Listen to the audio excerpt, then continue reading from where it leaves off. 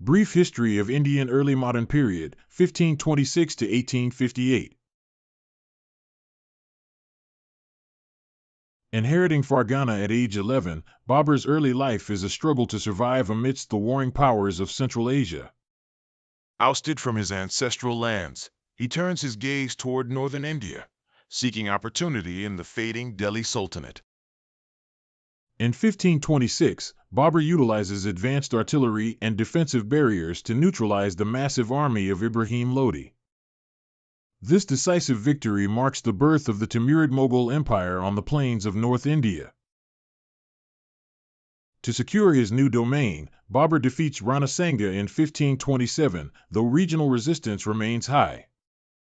Babur's successor, Humayun, fights a desperate losing battle to maintain the fledgling empire's integrity. Ascending in 1556, the third emperor, Akbar, begins the work of building a sophisticated imperial state. He dismantles decentralized systems, dividing power between ministers of revenue, military, religion, and the household. The Mir Bakshi ensures the military remains a centralized tool of the emperor's will. Religious endowments and judicial appointments are centralized to align spiritual life with the state. The High Steward coordinates state production and royal construction to project imperial prestige. By the mid-16th century, the structural foundations of Mughal hegemony are firmly in place. In 1580, Todar Mal implements the Dasala system, a scientific model for calculating state revenue.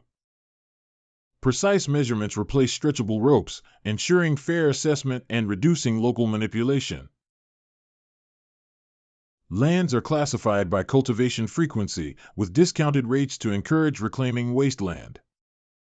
The state demands a cash payment based on a 10-year average, providing predictability for the treasury.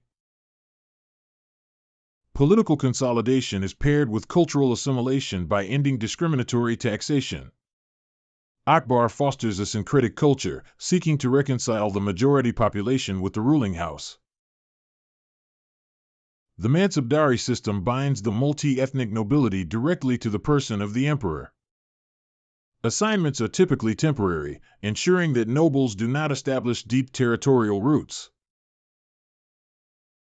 To prevent hereditary power bases, Jagirdars are rotated across the empire every few years.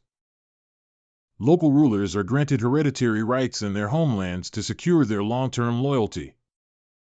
Local administration relies on a network of officers to monitor revenue and maintain order. The empire flourishes as a highly centralized and increasingly prosperous global power. Mughal India becomes a global hub, absorbing a vast share of the world's precious metals. The continuous influx of silver sustains a standardized, highly monetized currency system. Monetization encourages the expansion of lucrative cash crops for the global market.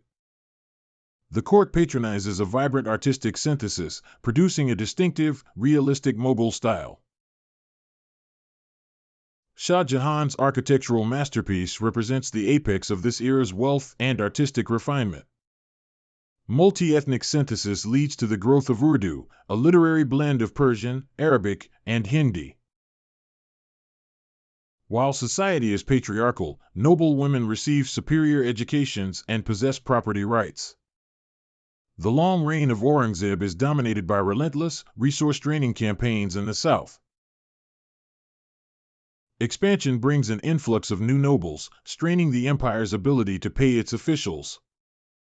A structural Jagirdari crisis emerges as the demand for land revenue outstrips available territory. Conflict with the Sikhs escalates into militarized resistance following the execution of Guru Tegh Bahadur. Geographically vast yet fiscally exhausted, the empire reaches a point of structural fragmentation.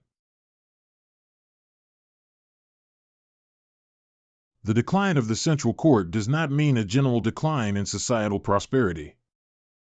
Successor states like Bengal assert independence while maintaining nominal ties to the emperor. In 1724, the autonomous Asaf Jahi dynasty is established in the Deccan state of Hyderabad. The Marathas emerge as a dominant force, obtaining rights to collect regional taxes. The complex Chauth and Sardeshmukhi tax systems fund rapid Maratha expansion. Under Baji Rao I, Maratha territory expands tenfold, winning key battles against rivals and colonizers. In the Punjab, the Sikhs organize into missals to defend their lands against foreign incursions. Ranjit Singh consolidates the Sikh Empire, building a modernized state that resists British advance. Rapid Maratha expansion brings them into a fatal collision with the Afghan Durrani Empire. In 1761, a decisive Afghan victory shatters Maratha central authority and kills tens of thousands. The victory is Pyrrhic for the Afghans, who return home, leaving a vacant space for new actors. This political vacuum provides the perfect opportunity for the company to expand its influence. The British East India Company utilizes political subversion to undermine the Nawab of Bengal. Victory in 1757 is secured through treachery, making the company the kingmaker of the region. The 1764 victory at Buxar eliminates the last major coalition against company dominance. The company receives the Diwani, the legal right to collect land revenue in Bengal, Bihar, and Odisha. This drain of wealth funds British railway investors and home charges at India's expense. Monopolies and coercion systematically deindustrialize India's highly productive manufacturing sector. Local agriculture is distorted to produce illegal exports, further impoverishing the peasantry. Rulers are forced to disband their armies and pay for British troops stationed on their land. With the fall of Mysore in 1799, the company secures its hegemony over southern India. The doctrine of lapse allows the company to seize states like Jhansi and Nagpur by refusing adoptions. Rigid revenue settlements like the permanent settlement commodify land and impoverish rural communities. Aggressive expansion and exploitation alienate all strata of society, from sepoys to princes.